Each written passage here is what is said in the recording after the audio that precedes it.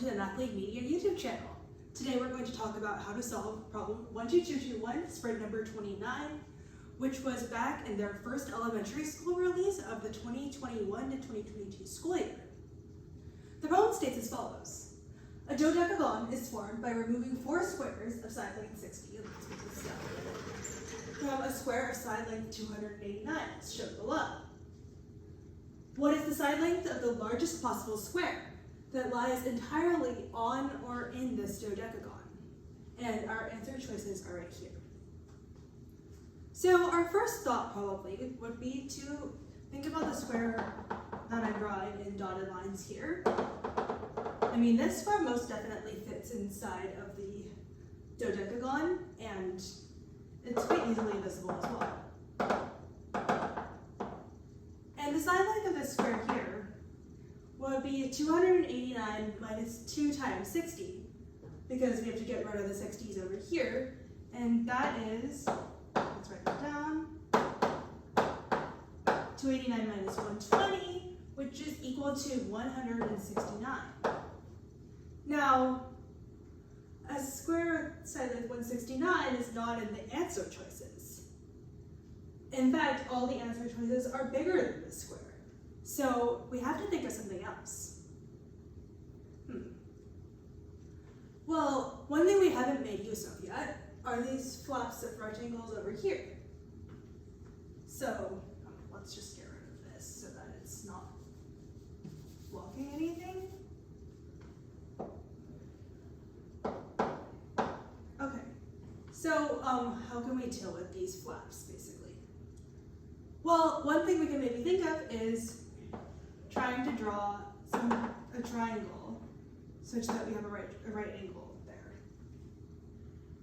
And we can do that in all 4 sides, actually. And keep going. And lastly over here.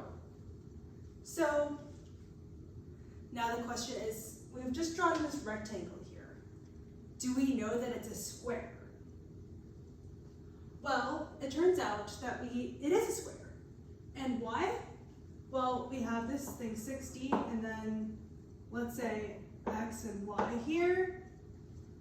And every single one of these points is going to split this 169 into an x and a y.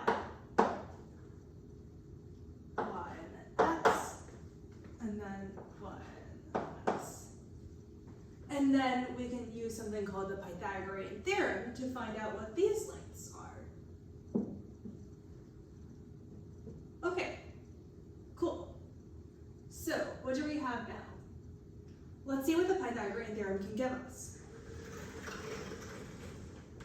Well, before we begin, let's talk about what the Pythagorean theorem is.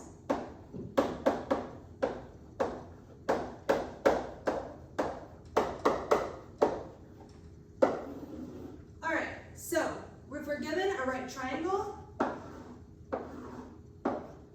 side lengths A, B, and C, what that means is that A squared plus B squared is equal to C squared. And that's what the Pythagorean theorem gives us. So if we go to our diagram up here, what we have is that we have a one right triangle with 60 and x because that's a rectangle up there. So we have that 60 squared plus x squared. The square root of that is going to be this segment over here.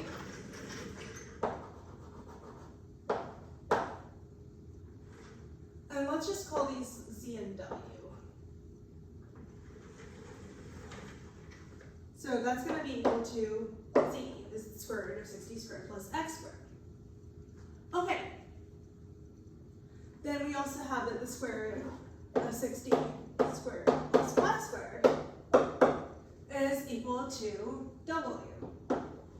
And that's because the small length here is 60. Lastly, we have from the Pythagorean theorem that the square root of w squared plus c squared is equal to 169. Now, why do we have that? That's because this dotted length here, as we found earlier, is equal to 169. Now we need one more equation.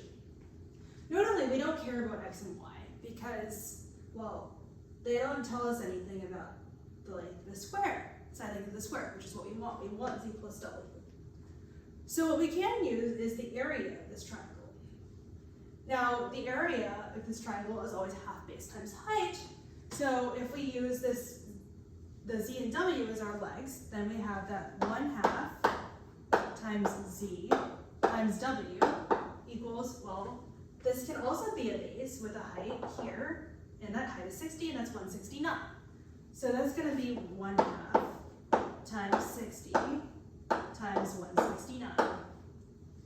So now we have two equations and two unknowns. We can get rid of the halves because, well, they don't tell us anything. Now, since we want to find z plus w, we might want to note that, use our binomial theorem. Notably, z plus w squared is equal to z squared plus 2zw plus w squared. So what we have here is w squared plus z squared, which is right here, and we have zw. Multiply that by 2, we get 2zw.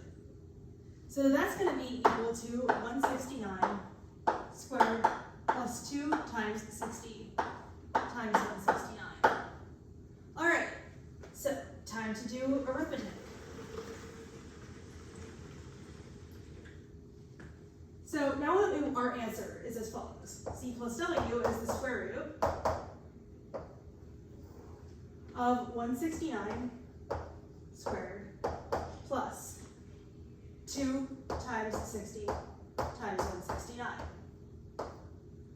All right, so we can first go and factor out a 169 inside the square root, and we may remember that 169 is 13 squared.